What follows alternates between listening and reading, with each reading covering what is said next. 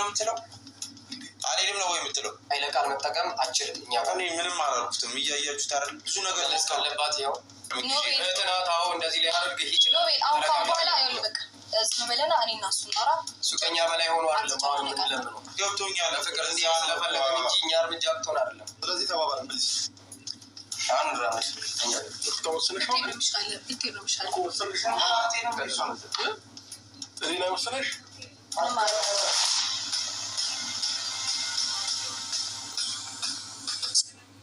السلام عليكم ورحمة الله وبركاته. عشان هركفوني عندنا سلام ناتشو الله شو الحمد لله الله انقدي أبرش بفولس تيازور روتا تسكنا بفولس أزازج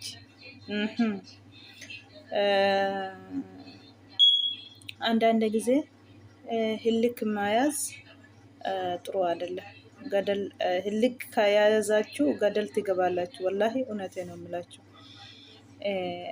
አንድ ያላችሁ አሁን ጎደኛችሁ ጥሩ ከሆነ ጥሩ ትሆናላችሁ ጎደኛ ደግሞ የማይሆን ነገር ከሰራ አሁን እንደዚህ ማረግ አብርሽን የሱ ጎደኛ ናቸው የሚመሩት እሱ ማለት ነው በዚህ ንዲ በዚህ ንገባ በዚህ ንወጣ ያሉ ነው የነሱ ነው እዚህ ላይ ያደረሰ አብርሽን ማለት ነው እነሱ ነው የሚማሩት አብርሽን ስለዚህ ሩታ ደግሞ ስንት ጊዜ ሄዳ አስፈረምኝ በቃ ለአንተ ህይወት ሊወጣ እኔ ከህይወት ይውጣ አንተ ደግሞ እንደፈለከ ፍርማውን ጨርስና ያለች ሁለት ቀን ስንት ቀን ማመላልሳ ስለምን አብርሽን ቢብሏል ዛሬ ደግሞ ፖሊሱን ጠቅማ ሄዳለች ፖሊስ አብርሽን ይዟል ግን ከሳይት በኋላ ይለቀቃል አብርሽ ምንም አይሆንም ግን እንደዚህ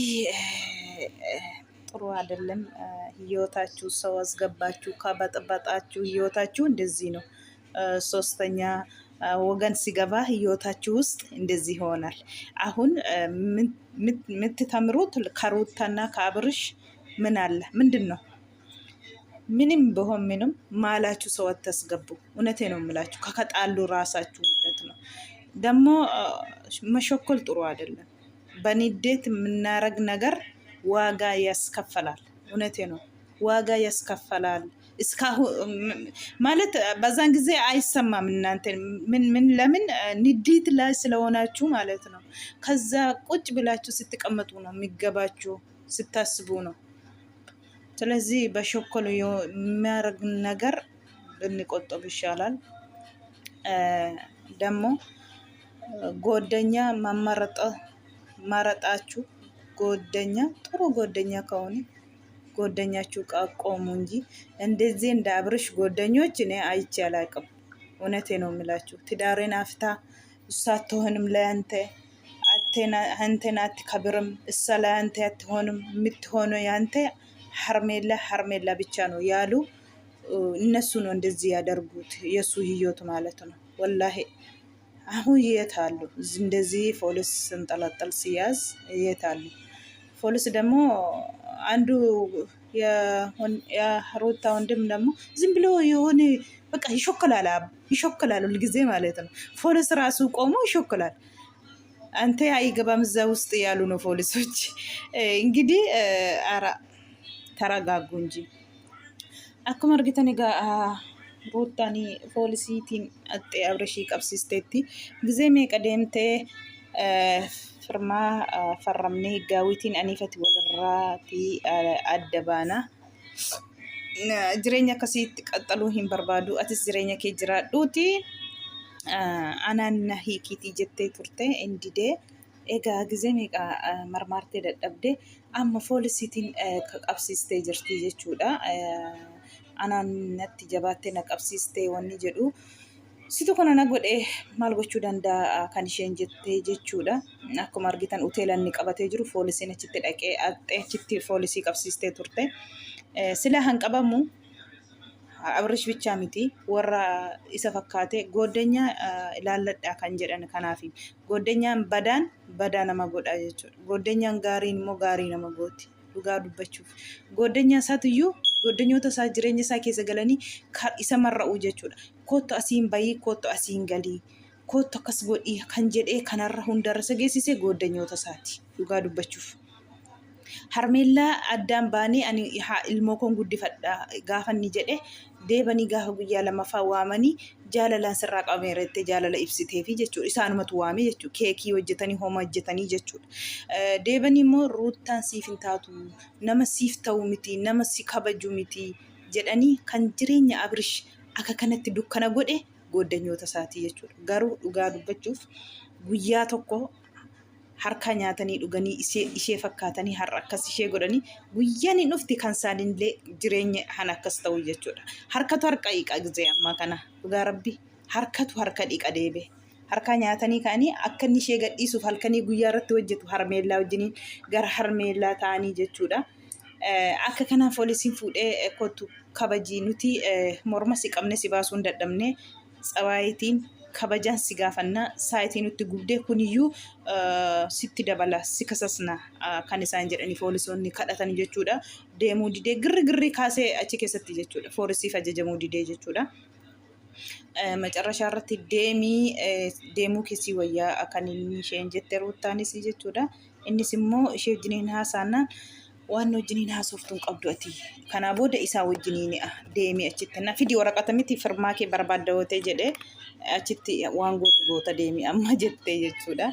Akkasiin morma qabanii fuudhanii mana baasanii jiru jechuudha. Wanti gizee tokko wanti aariitiin hojjennu hallayyaa nu gasha.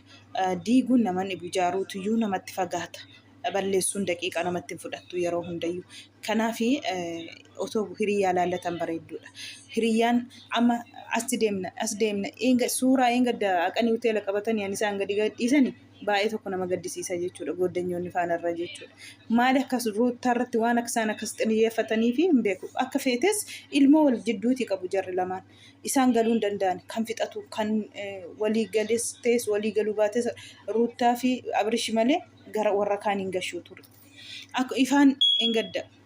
Lukatti kufee kadhatee araaramaa jedhee jechuudha. Luka isheetti gadee bulanii maal godhanii hoteela deemanii baanti xiqqoo tokko dhuffattee wallaahi safuudhaaf bishaan keessa lixxee bishaan ijoollee jiniin achi keessaatii akka nama sobdee gaggabdee parankii irratti hojjette suuraan sun gadhiisamee jechuudha yuutuubii irratti jechuudha. Dhugaa dubbachuuf waan nama jibbisiisu. Yoo kana ilaaltu kan haadha manaa miti fireendiinuu akkamitti itti dhaga'amu warrumti fireendii jedhanii waliin jiraataniyyuu akkamitti dhaga'amu haadha manaa nama ilmoo irraa qabdu mitiiti.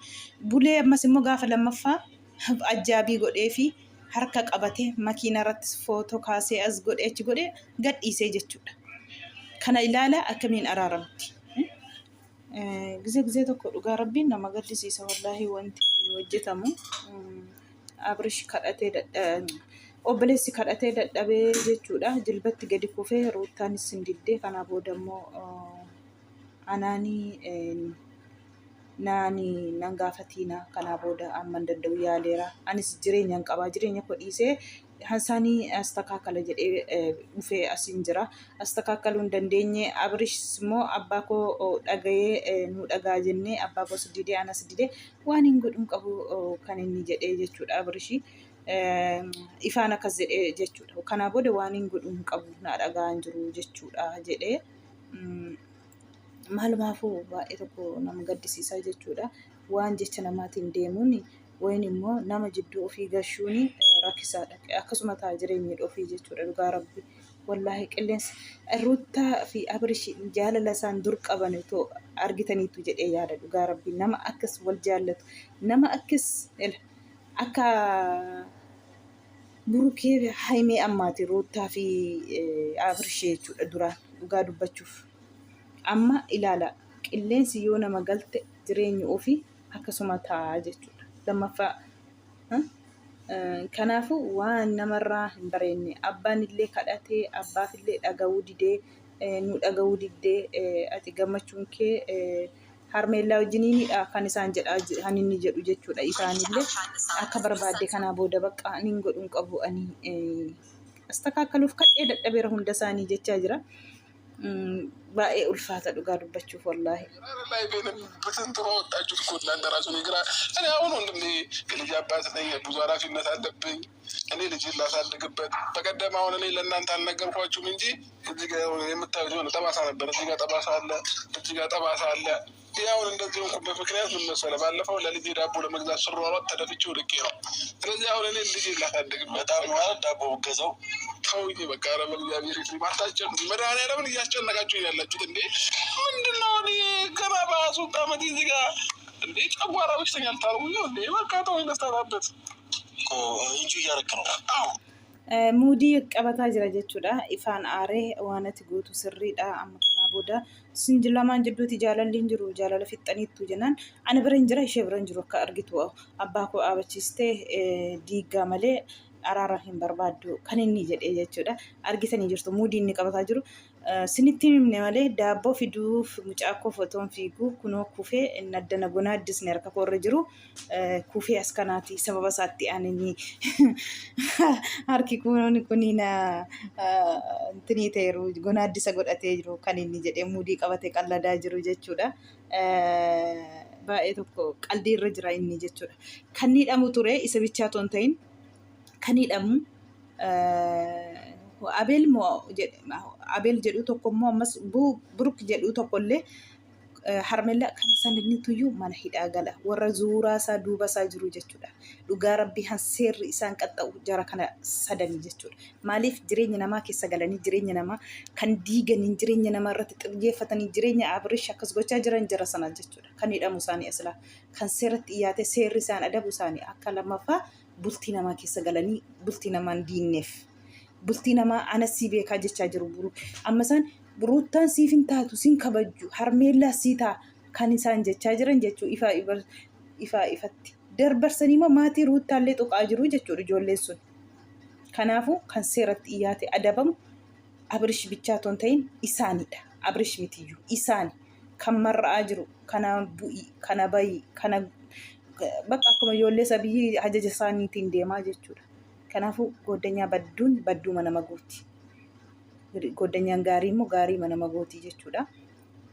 Kan akka kanatti qabate Abrishitti goddanyoota isaatii tokkoffaa jechuudha. Jireenya isaa akka dukkana ta'an itti godhee jechuudha. Qallaalee miti goojjoo ijaaranii ka'anii diiguun baay'ee waan ulfaataadha. Diiguun illee qallaaliidha. Ijaaruutti deebisanii kunoo aarsaa guddaa nama fudhata malee. Akkanatti hillikkiitiin hallayyaa wal gashaa jiru jechuudha. Kan hidhamanii sirriitti dhiyaate silaa lammaffaa akka ittiin deemne namni illee barumsa irraa fudhatu jara sanas ture. Jara sana ammallee jara sana seeratti dhiyaatan tidaarii namaa anatu sii beekaa anatu akkas godhii aksirraan bayii han isaan jedhaniifi jechuudha. Kanaaf baay'ee tokko nama gaddisiisa. Abbaan illee kadhatee dadhabee akkuma argitan ifallee kadhatee dadhabee diddeeruuttaan jechuudha. Jireenya koo ana jiraata malee namni naa jiraatu hin jiru kan isheen jechaa jirtu jechuudha. Inni immoo kunoo akka inni qalladu ina dhiisaa fataa jedhee zanaa jedheen jiraadhaa jennaan harmeellaa wajjin fataa jettee jiraatta deemanii olii gadi asiis hoteela qabatanii taa'uun fataadha moo kan inni jedhee gaafatu jechuudha ifaani. እንጂ እያደረክ ነው። እንጂ እያደረኩ ነው። ልጅ እዛች ጋር 2 ወሩ ነው ገና 2 ወሩ አልሞላ እንጂ ታረጋለህ። እሱ በ2 ወሩ ማለት ነው ተዝናንቶ ፈታ ብሎ ነው እየኖረ ያለው። ምንም ጎልበት አያውቅም። እኔ በ2 ወሬ ወንድሜ እንዴ ፓምፐርስ እንኳን አልነበረም በዛ ጊዜ በኮባ ነው ተጠርጎልኝ ያደረኩት። ቀልዳለህ እንዴ? እና እያደረገ ያለ ፈርዳ አይደለም። ስማኛ ታይታለች። እኔ አልቀበልም ብያለሁ። ስማኛ መጀመሪያ እምቢ ብያለሁ። አይደለም እውነት ግልጽ ተናገር። እምቢ ብያታለሁ። ያለ አለም የሰማኝ ከሆነ ራስ ወዳድነት ነው። እውነት እምቢ ካልኩኝ ራስ ወዳድነት ነው። ኧረ ብዙ ስራ ሰዳድ ነው።